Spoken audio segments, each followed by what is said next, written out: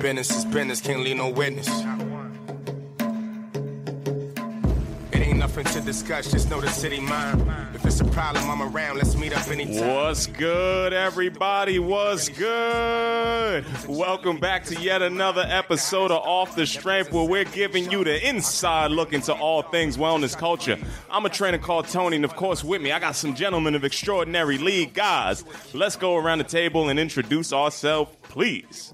You're a trainer, Corey, Mr. Corey, if you're nasty. Okay, we're going to do a little double dutch situation right now. Mr. The other Brooks homies, is in there washing his hands. You know, listen, the other homies is going to jump in when they need to jump in because we keep this thing in motion, you know? And we're going to get this thing started off the right way. Now, peace, fam. Can we talk about that intro track, though? That was a ugly-faced head nodder right there. I'm trying to let people know what the temperature is every time we turn these microphones on. You got to make the same face you make when you do a boo-boo, when you have a real big boo-boo. Corey, you never surprise me with the amount of information you share that I never want to hear about you. Come on, you know when you hear a hard... True, Mr. Brooks, talk to me. You know when you hear a hard track come in and you make the boo-boo face? Before we even get in there, we got to get the introduction on that side. So we went around the table and introduced ourselves. Please, Corey already said his piece, and now... Go ahead, bless the mic one time. What's going on? Peace and blessings. Your boy Troy Brooks in the building, highly favored. There we go. Feeling great. Okay, now Corey, you got him back in there. So the Dave East track came in with the bongo drums and came in mad hard. You know when you hear it, and you know Dave East already come in nasty, right? So you get the boo-boo face, that face you make where you got the real large log, I get what you're saying. It's the same face. I totally get what you're saying. When you pass in a grimace, it's the same face by as a hard track. With the bongo drum. Sounds a little bit hard. Jagana to me. Nah, that joint is hard. I believe it's hard. It slaps. I just think he's going in a different bag. I just didn't expect that. Like big snares, drums. No, it's still the whole situation. I bet it's fire. The whole situation is business, and I don't know how y'all feel, but when we show up, business is business. You know, absolutely. What's going on, fellas? How was the week? We're going to start this variety show off the right way, so we're going to let everybody know what we've been up to, so hopefully they feel motivated and get into the stride that they need to in this next week. Go ahead, let people know what you was on, homie. First off, I'm getting lit off these sanitizer fumes right here. Mr. Brooks came in. He's back. He comes in and sanitizes the joint. Zestfully clean. I am lit right here. We keep shit cleaner than the Board of Health over here, man. Zestfully. You're going to have me Lil Wayne leaning over here. Yo, people out here already hitting us with the germ situation. People already pulling up with their suspect immune system, talking about they got under the weather, so I'm just trying to keep it right. I hear you, bro. I'm trying to secure the bag. No problem. Business is business. We're going to have a lot of unvaccinated adults walking around soon, so be careful. Yeah, man. Shit. Yo, I hear that. I had a dope weekend. I got a lot of work done. Props. You know how I love to sit down and write, and I'm doing this thing with Spotify at the corporate where they're doing for Mental Health Day. So we're doing a conversation, and I'm orchestrating this conversation where we talk about the social interactions, and how the idea of perfection ends up affecting how you interact with people socially. So you feel like you have to be perfect. So you are intimidated by the idea that someone else is perfect. That idea of perfection ends up interfering with your ability to open up and have a conversation. So we're doing some exercises to open up, to reveal our imperfections and to be comfortable with them. Yeah, so that's going to be a cool thing. So I've been practicing and workshopping with a couple of people to, balance that out and get that ready. I've been, as a consequence, focusing on myself a lot more and really getting into my digging into the mindfulness bag and you look good. Getting my mind in the right place. I feel great. Skin's popping. I feel great. My hamstring is healthy now. There we go. You know what I'm saying? So let's just stay off the 100 kicks from now on. Yeah, keep it down to 80. Keep it down to 80. Keep them up to date. Appreciate you, fam. Yo, Troy, what you been up to, homie? Oh shit, guys, I'm moving. I'm shaking. Lots of change in my life, but more importantly, lots of celebration. 5-year anniversary just passed with me and the wife. So 5 years. Happy anniversary! Marriage, man. Congrats. Thank you very much. Shout out to we're Chantel excited about for putting that. up for you for 5 years. For 5 years. And still happy with me. I don't understand, but I'll take it. That's a strong woman. That's a strong woman right there. She is strong-willed to deal with me. And her birthday just passed, so 35 years on the planet. So best birthday ever, man. We having a good weekend. So last weekend we did a lot. We celebrated a lot. And then this coming weekend that's coming up, we're going to do her birthday. So we did the anniversary last weekend. This coming weekend, we're going to do a birthday celebration. There we go. Spent some good time with the homie Q and Deanna. So Quincy is doing good. He doing strong, in the right mindset. God is good. He's good. So, everything is good. The whole team is doing really well right now. Props to the fam out Changing here. out the nanny situation. Yeah, it's essential. Shit's been real out here. Can't be here as much as I like because the nanny situation situation suspect. But someone's about to be hired and someone's about to be fired. So I'm feeling real good. Business is business. You see the theme. It's coming back and forth. Hey, listen, you ain't doing what you're supposed to be doing. Yeah, you got to go. Got to push the button. Sorry on that. Yeah, man. I understand it all too well. Fellas, I was running around like crazy this week, my man. You know, it's been a little bit all over the place. So last night, I got up with the homies, the Barangi boys out there. These are my photography clique that I just came up on, and they did a nice little installation over at Canal Street Market that was pretty tight. So I want to shout out and salute the homies for doing that motion picture situation. I'm trying to stretch out my bag a little bit, guys. I'm trying to get into the art world a little bit heavier, and these dudes allowed me to come in and narrate what they were doing. So salute to them. I'd like to salute the good folks at Complex, salute the good folks at Hype Beast. Know that the bidding war starts today. So if you heard something that you like, you know how to find me. You know how to find us. CTC, please. That's where we're at. But the stock is up on the modern day Morgan Freeman. Oh, it's coming through. Yo, that's where you're about to go. I'm gonna tell you my predictions right now. This is from the big nose psychic Nostradamus right here. Nostradamus. I'm gonna give it to you. Right, I can smell the future. Oh nah. At some point, Tony will play God. Nah, man, I don't need to do that. I think he's going to be the modern day. I call it. He's going to be the Morgan Freeman of our generation. I saw an extra mole pop up last week, so he's getting ready. I'm gonna go get this checked out. Melanoma's a real thing. We can't have it. The Morgan Freeman of our generation. Does Morgan get a new mole every decade? Y'all are wild. I'm just talking about the idea of what he does, like the narration, the curation of the projects, not the physicality. No, at some point we're gonna have a real hip hop culture God who's gonna be like, hey. This is the 7th day you need to rest, son. You tired. Yeah. That's wild. I mean, I appreciate y'all for putting me in that pedestal, but that's not a position that I ever want. It's like I say, take down your idols every time I get a chance to. So I'm nobody's. As a God would. Yeah. I'm nobody's as a God hero. would. Mm-hmm. So I see what you're doing here, God. I salute those fans. I salute the new homies out there. And then I ran over to the engine room, a little recording studio, because my other G's, the Weirdo Gang, y'all spoke about my homie Claude and Chuck a couple times on here. And they had an album listening party last night. So I finished hosting the event, shot over to the engine room to listen to what they had going on. Weirdo Workshop, my dudes, they always cooking up something good. But I was surprised, fellas, that when I walked into the room, they had a whole podcast situation in there, right? They had some big names that I'm not going to shout out because we ain't that cool yet. But I seen Latasha. I seen Mandy.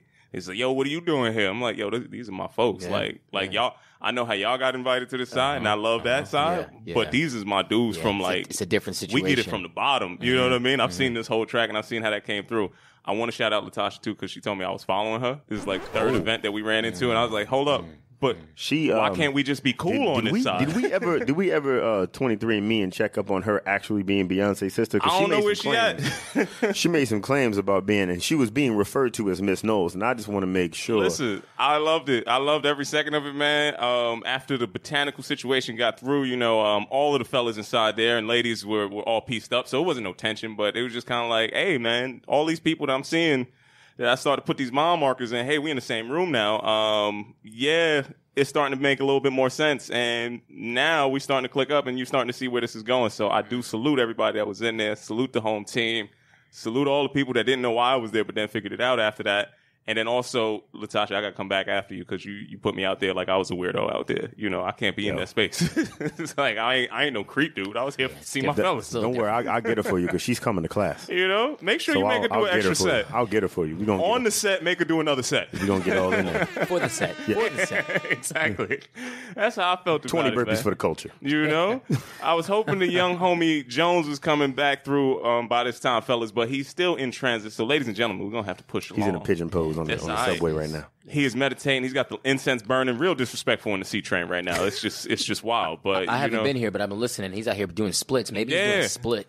He's in the full Lotus. Jean-Claude Van Damme in the damn train. He got the full Lotus going down. The Van Damme on Van Damme. Yeah, we're gonna rotate that brother in when he comes through. In a full jumpsuit because he'll come out and do the yoga in a full mechanic suit. As we got to kick that pass, as we rotate this brother in when he comes into the room, we got to make sure that just like he's enlightening people how to move through out here, we got to let the rest of the training massive out here know exactly what to do. And I'd like to kick this off with your trainer's trainer. Okay, Corey. Take us through some of the tips and tricks that we need for this week in your space. All right, so let's talk this trainer. Let's talk life after training because eventually you have to move on and do some other shit, right? So we don't talk a lot about what happens after we can't move the same way, especially in a movement-based profession. But how long can you trade clients and loading weights and doing demos and exercising and maintaining schedules like that? Eventually, something has to give. Something has to be planned for. So what do you do after training? What do you do after movement being your primary thing? Welcome in, Mr. Jones. Brother Jones is in here. Kyle, since you back in here, let's talk. In the midst of your yoga teaching as you're in right now, what's your plan for after when movement can't be one of the primary things you teach or lead with or put your income into? I feel like movement will always be something that's going to be primary in my life. The foresight or the longevity of knowing where you're going is a different story. So if you're asking that question, then it's more of, okay, I know that I'm going to continue to spread this health and wellness to everybody who needs it, not just the people that can afford it, right? But when Tony brought up the Alzheimer's and all the above, movement is what is going to keep you alive, right? That's point basic, period. So I'm always going to move. It's just a matter of how much you going to pay me to show you how to do it or tell you how to do it. There we go. Troy, what about you, bro? Transitioning out of training is something that I've always been thinking about as I get older, having a family, being a family man, wanting to spend as much time with my family as possible while still maintaining residual income and building businesses. I train less hours now than I did last year, and I make double the money, right? Mm-hmm. So I work about 12 hours a week of actual training. And then outside of that, I am a part-time stay-at-home dad, changing the narrative. But, I'm an involved parent doing my thing, while also running a few other businesses and doing some consulting. I'm continuing to move in a direction where I can be in ownership positions with businesses, specifically the business that I'm at right now where I do training. I just had a really successful meeting last night about our opening and expanding our next location and then coming on as a potential business owner in that field. So am I going to be coaching the movement? No. Well, but being a practitioner and have that component always be something that I do, absolutely. And then my 5-year goal, which I haven't shared with a lot of people, is a very successful real estate mentor of mine has been coaching me and speaking to me about several opportunities to come on with him and be a partner so that I can have tenants and become a landlord. So within the next 5 years, my goal is to own 2 properties outside of the property that I'm about to purchase to live in, to be a landlord. So so this is where I'm going. So in the next 5 years, that's going to be something that I hope to do to create residual income and then maybe expand and sow our seeds in the West Coast. Tony, you was like the first one to stop training. You trained for like 10 minutes and then jumped out and started doing tech shit. That is a bold-faced lie, but I'm going to let you rock with it. For the sake of this narrative, I'll let it go. No, but seriously, you did know pretty early on that your path wasn't just going to be the training side of it. Yeah. So what's your thoughts on when movement can't be, or at the time when movement starts to be less of a primary thing? So for me, it was the distinction between fitness and the fitness industry. Mm-hmm. I understood what I could accomplish inside of fitness, and I got to those peaks and valleys pretty early on. Through that lie that I said meritocracy was, I'm going to get every certification, I'm going to train every client, I'm going to do all the rest of this kind of stuff, right? And then I realized kind of really closely in the onset, kind of to what you were saying, that my hours were finite and my earning capacity was finite if I was only working in that space. The people that I was instructing always had a different scalable kind of aspect to what they did their business on. So I thought it would only be right if I emulated that same side. So I make the distinction between being in love with fitness and being in love with the fitness industry. I've since evolved a little bit more understanding of what the industry side, and all of my investigations now are more on the industrious space because it's a 1-to-multiple ratio.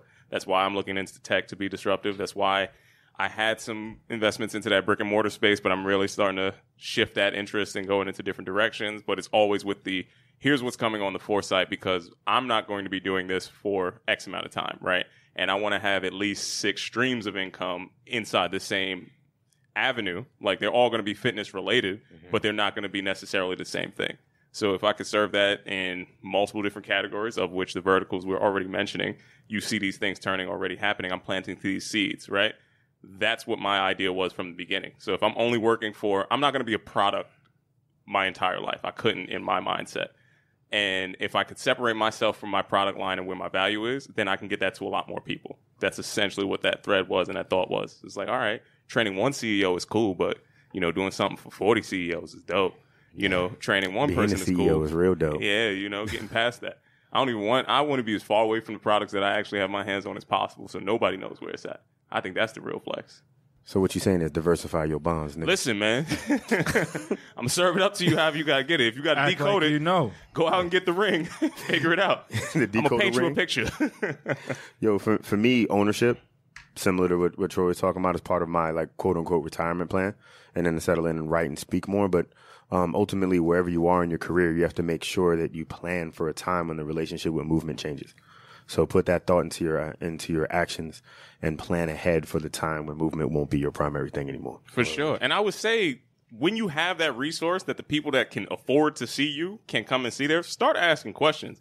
If you're teaching, you can do as much learning as you can at the other side. You have an invaluable resource if you are in this side of the industry and you're in service of some high profile people. It's shame on you if you don't have the inquisitive nature to try to understand how they move and what they do in that space. You know, this is one of the things, this is the fastest cheat code that I don't think a lot of people really understand. Yo, think about how many people became famous because they know Oprah. Yeah.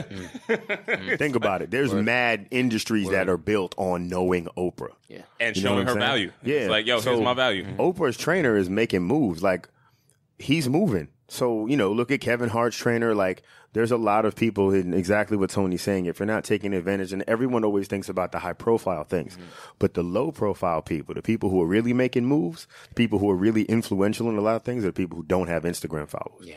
The people who don't have a page half the time. Yeah. Those are the people, when you start paying attention to people who can afford to live a certain lifestyle and can afford to have certain things and can afford you and your level of expertise, that person has resources that you should at least try to understand.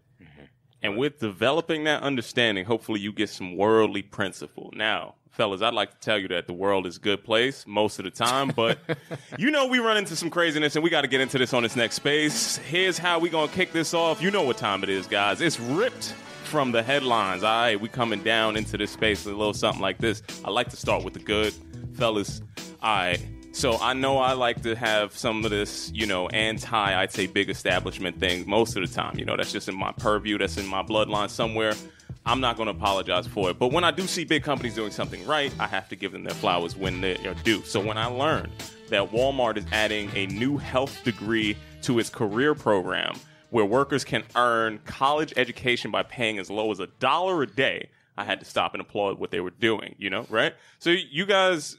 I mean, in New York, the presence isn't as big as it is in other spaces. But you guys, some time in the South, so I know about some Walmart. You know how big Walmart actually is? Walmart is fucking huge, son. I did not know how massive they were, that they are the nation's largest employer. 1.5 million employees inside of a Walmart. That was not something that I knew. Their stores are huge, bro. Walmart is just a bunch of warehouses. Like, Walmart, the only spot where you just comfortably have boxes in the way. Yeah. Like, just you know you moving a lot of product when you don't put that shit away. Yeah. I mean, Walmart had them in since the rollback prices. I don't know if you remember them commercials with the with the little dot, little smiley face, little smiley face dot. dude. They had the first emoji. Look at that. Look, oh man, I ain't even peeped the science. See, you it was killing y'all. It was out here. It was out here. The mobile smiley face. You know, so being the originators of the emoji, they also are adding 7 health-related bachelor's degrees and 2 career diplomas to its college programs. So inside of that space, so they're gonna they have their own online university.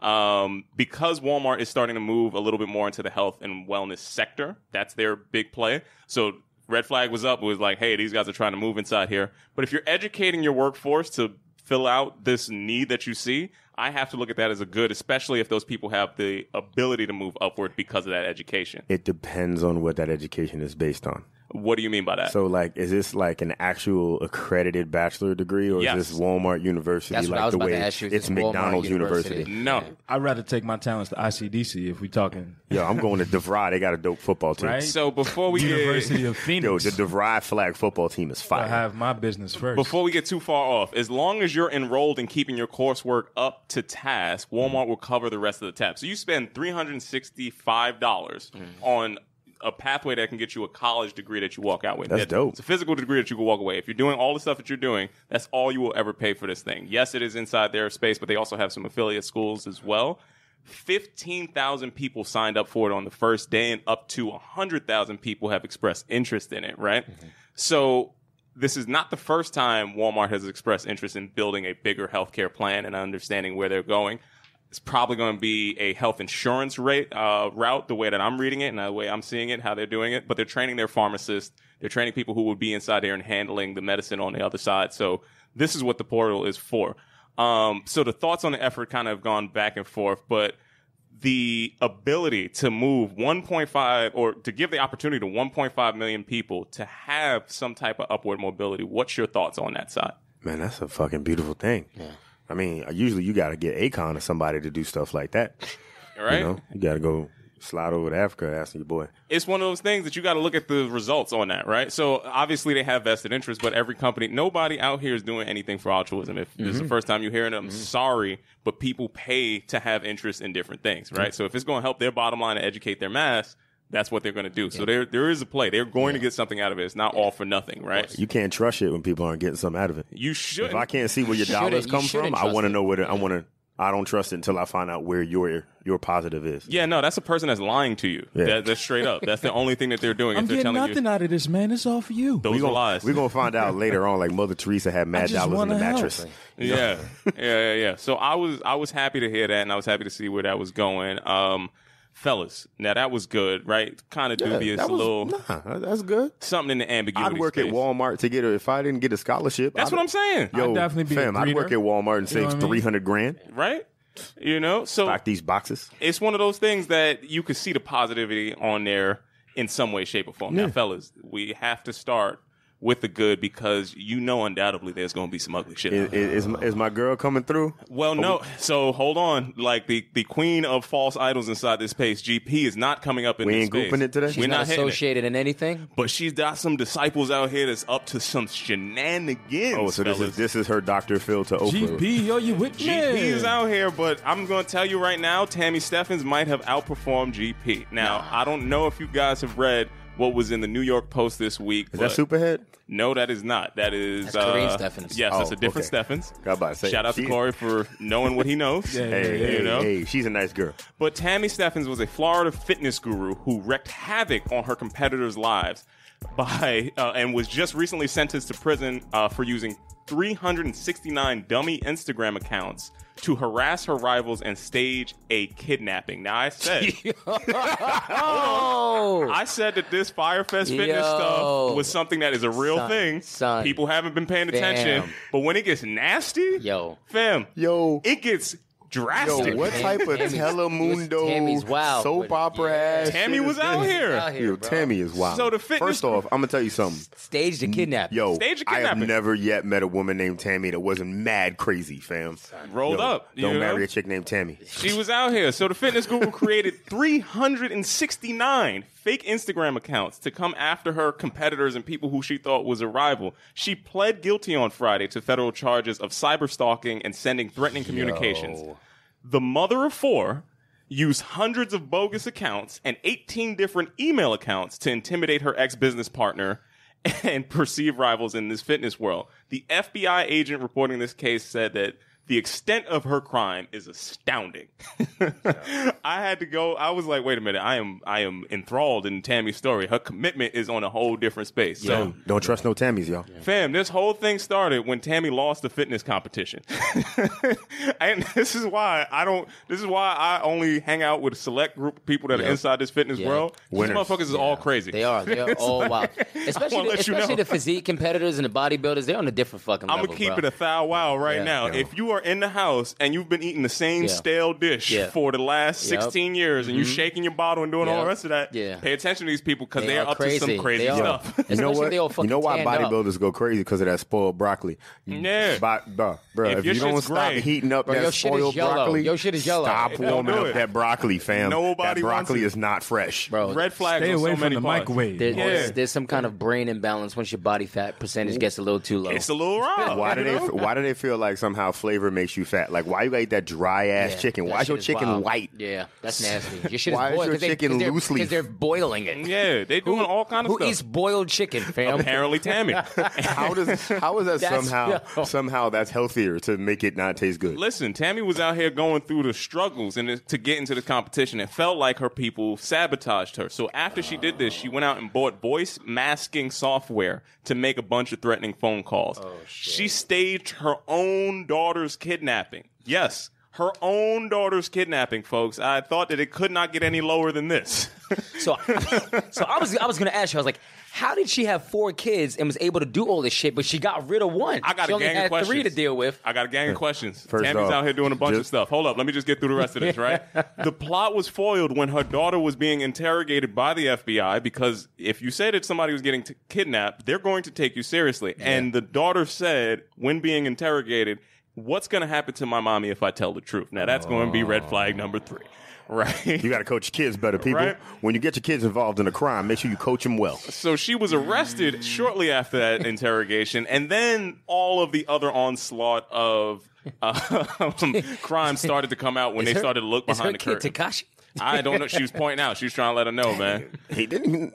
Tekashi snitched on me, bro. Listen, it's one of these things. Sold Starburst last year. Fam, I'm telling you, this 5FF fitness shit is drastic right now. So I got a gang of questions about Tammy and all the rest of this stuff. But primarily, Tammy put all this work into trying to game the system. Yeah. She probably would have had a working product if she put a third of that into that. How do you guys feel? I know we had some cross conversations about Tammy and her shenanigans. Are you at all surprised at the depths at which the craziness in this fitness industry can take you? Hey, man, I feel like Tammy is a genius, and she already got a bitch in prison already. You know what I'm saying? She holding it down. You know?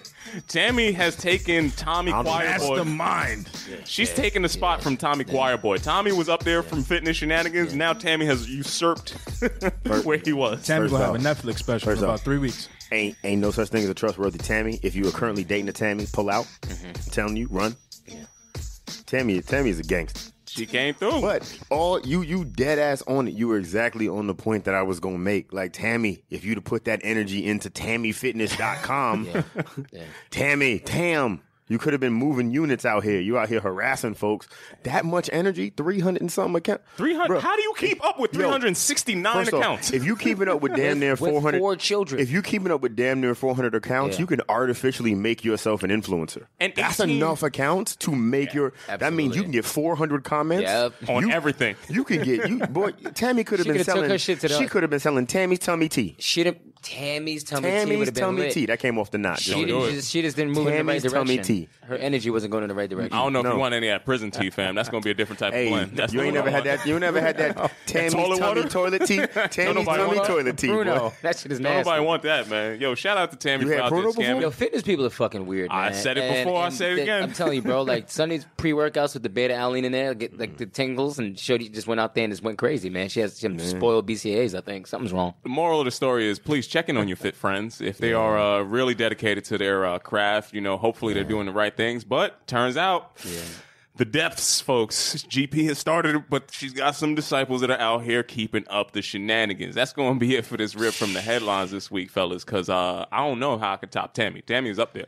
You know? She might be GP. She's wild. She's up there. It was like she actually caught it. So Tammy's clearly white. So Tammy's going, if she goes to jail, it's going to be for like 11 seconds. Like she's going to be back on these streets. She's going to write a tell-all book.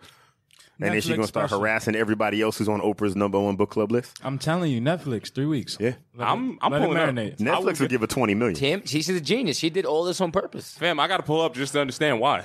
That's why AB quit football. He about to do a Netflix special. Nah, we going to skip past that. We ain't even going to get into the homie AB. We're going to change the whole vibe up, man. You know what? We're going to swerve past that and get a different vibe going because that brother got a whole different situation that I'm not touching. There's some third worlds that I got to skate past. When I'm doing my skating, I got to make sure the head nod is on correct.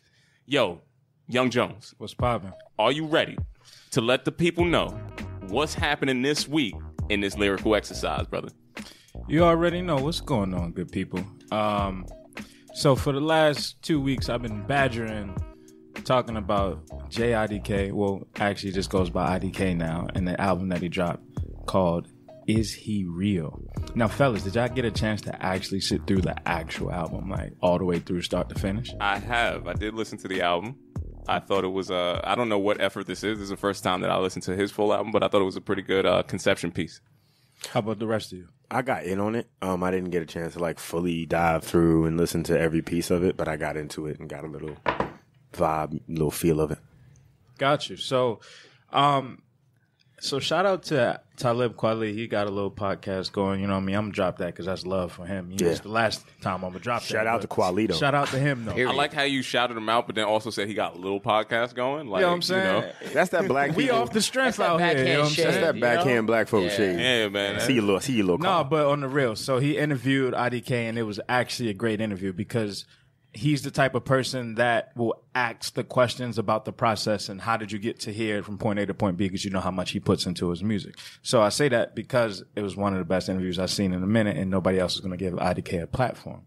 So first and foremost, y'all probably like, why do I keep saying IDK? What does this mean? He unpacks it. So IDK, he said the name comes from ignorantly distributing knowledge. Right. And he goes into this whole juxtaposition between ignorance and knowledge, in which we talked about last time. Like Tony was like, that's a thin line. Like ignorance is curable. You can't fix stupidity, right? Like you just can't fix stupid.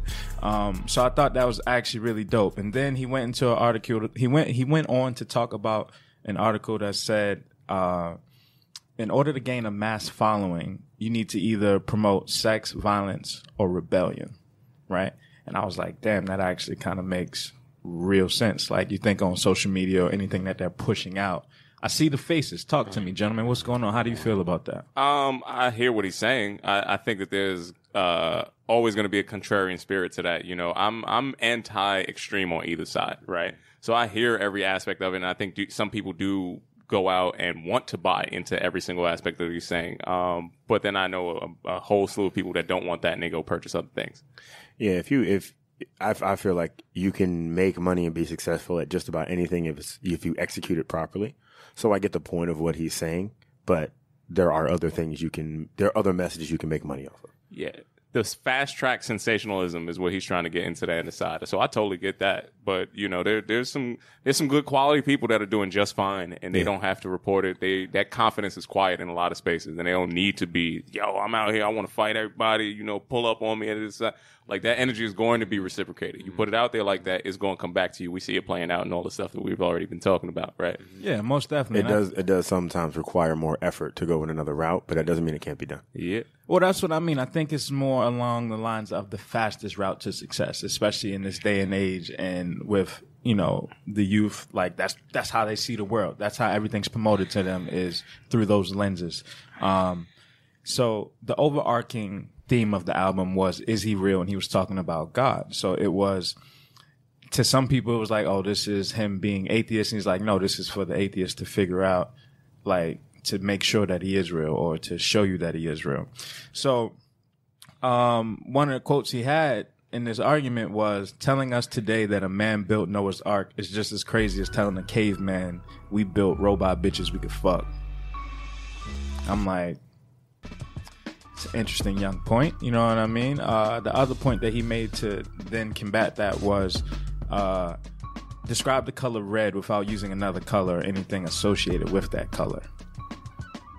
Which is like, you can't, you know, so there's no way to determine that we all see the same thing. So he took this deep dive into both sides, left and right, and I think it just had me thinking, because it's very rare that you get a concept album all the way through that incorporates, you know, different people. Like, he had DMX in there preaching. He had Pusha T not rapping about cocaine. You know what I mean? He had porn stars in there singing a hook on a song called Porno. So when you combine all of these different things, get a concept album, and still manage to tell your story and drop truth, I just think that that's something that needs to be applauded, because not too many people can pull that off and make it sound good. Yeah, I definitely champion the effort, and I understand that, but I would also be leery of the false equivalency in some of his statements, because there are certain things that imply causality, and this is something that people struggle with, understanding correlation versus causality. And when you put it in that kind of context, I wouldn't judge it unless he's putting it on this grand of a scheme, right? So he's talking about some fairly complex details, heaven, hell, all the rest of that kind of stuff. I say my personal opinion is you feel whatever you need to feel. It's not really something that I'm going to introduce, right? But when you do point this out and you're saying this is how other people need to be interpreting it, I think you have to carry some of the weight in understanding the types of terms that you're using and the analogies that you're using and what differences happen between correlation and causality. That's the only thing. Because in that color conversation that he has at the end, it gets a little watery towards the middle of that point. It's just kind of like, all right, fam, I know where you was trying to go, but you need to call some of your bigger homies to try to tighten this analogy up a little bit. But salute to that brother for being somebody that is in the youth that has the inquisitive nature to it. So I will champion that side, you know? Yeah, I think it strikes me as I love when an artist decides to just be an artist and put out exactly what they want to put out. But again, it sounds a little prison preacher. Mm-hmm. Like, I agree with what you're saying until you went extra left. Yeah. You know what I mean? It's not like I hear you. I like the spirit of what you're doing, but then some of the points are a little too extreme for me to like vibe with. But I dig the concepts.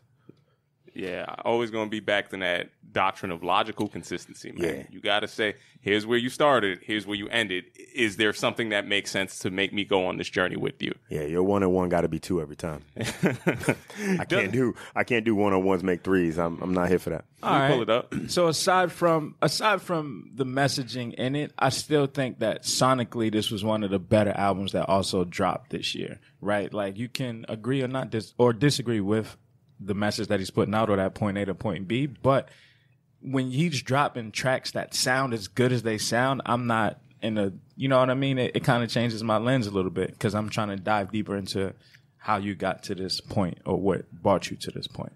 I just want to hear the song when Push is rapping about things Not unrelated to drugs, because what else could he rap? He had it. It was a tight. Push did his fashion joint. He did a couple of joints where he mostly spoke fashion. Well, he has that drug dealer chic. Yeah. It still comes in there. It comes in. It's all packaged the same. He gonna be himself, right? And that's just like everybody else. I mean, the man's name is Pusha. Yeah, you got to be yourself in that space. You got to understand where to go. And, you know, again, subject matter being varied, all the rest of that, it comes back into the same side of, okay, what's homie carrying? Where's he going with this? And, like, do you understand what you're talking about, what the implications are?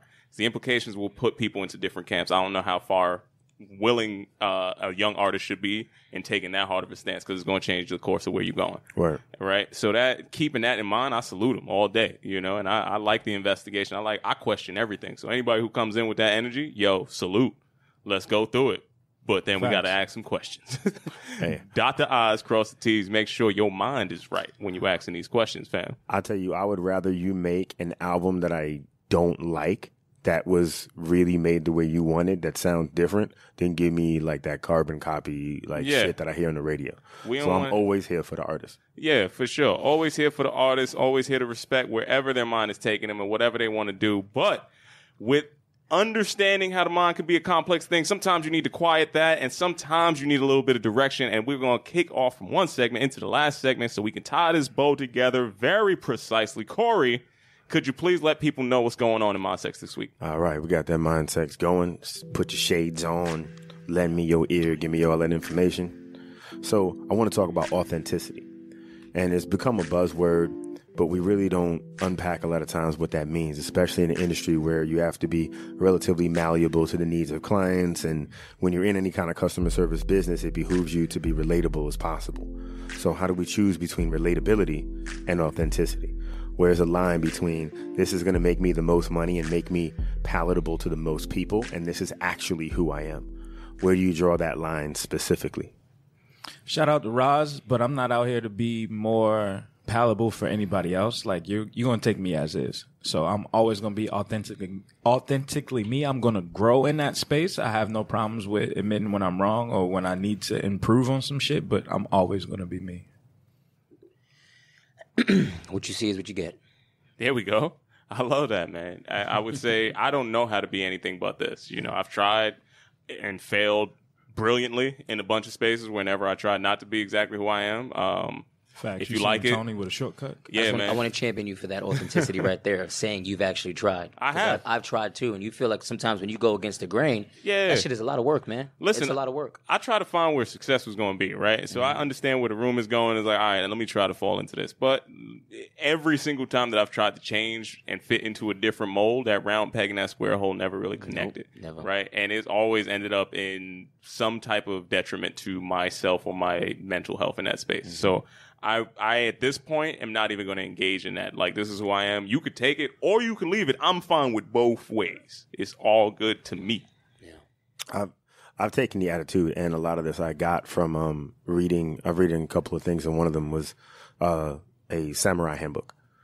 And in the handbook for the samurai, it talks about understanding your enemy and researching and understanding who your enemy is and why they do certain things. Also from Sun Tzu, there's another book that has similar philosophies about looking at things from the ideas of war.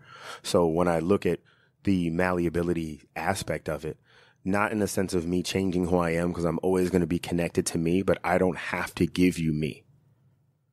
If I'm in a space where something else is required, then I'll give you this aspect because I don't need you to know me in order to get into a next space, because I believe in making changes from within. So sometimes you got to do a little subterfuge and slide yourself into the spot. Sometimes you have to unlock the door from behind the wall, and you got to wear the armor to get behind the wall. So there's that time where I'm always going to be authentic to me on the inside, but that doesn't mean that's everything that you're going to get. And there's spaces where I've crawled into because I covered what I was for a moment long enough to get in the door, and then I gave you everything. And it's allowed me to have some opportunity. So I always look at it from 1, define who you are, 2, set your standard and make sure you know how to maintain it, and then accept that you're never going to please everyone.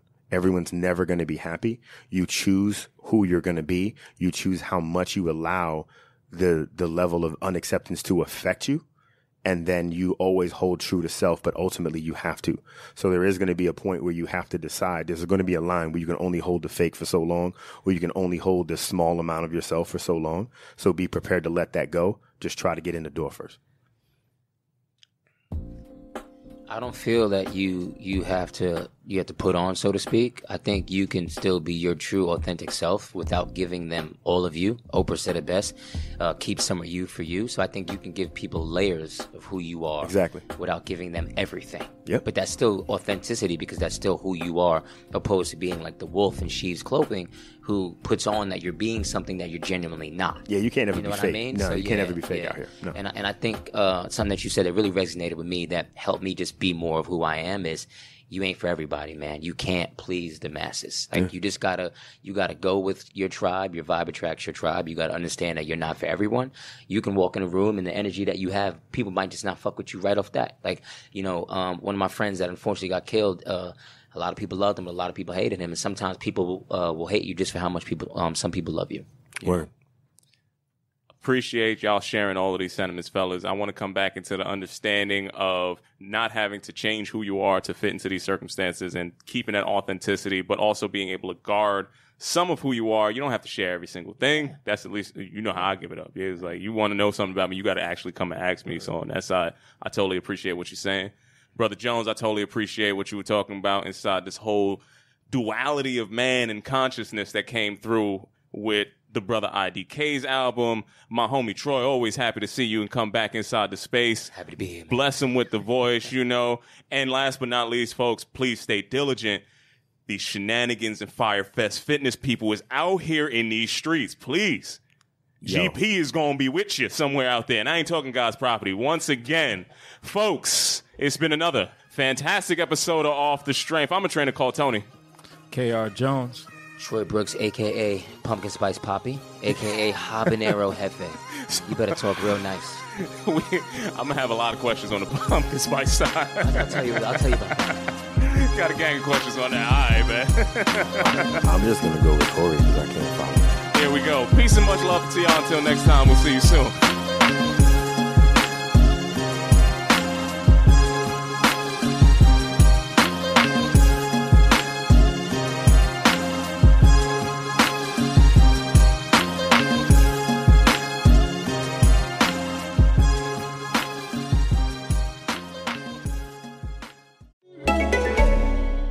I like a bed that's really firm. I need something a little softer than that. Rest easy. With the Sleep Number 360 smart bed, you can both adjust your comfort with your Sleep Number setting. Can it really help me fall asleep faster? Yes, by gently warming your feet. Okay, but can it help keep us asleep? It senses your movements and automatically adjusts to keep you effortlessly comfortable. Sleep Number, proven quality sleep is life-changing sleep. And now save $1,000 on the Sleep Number 360 Special Edition smart bed. Queen now $1,799.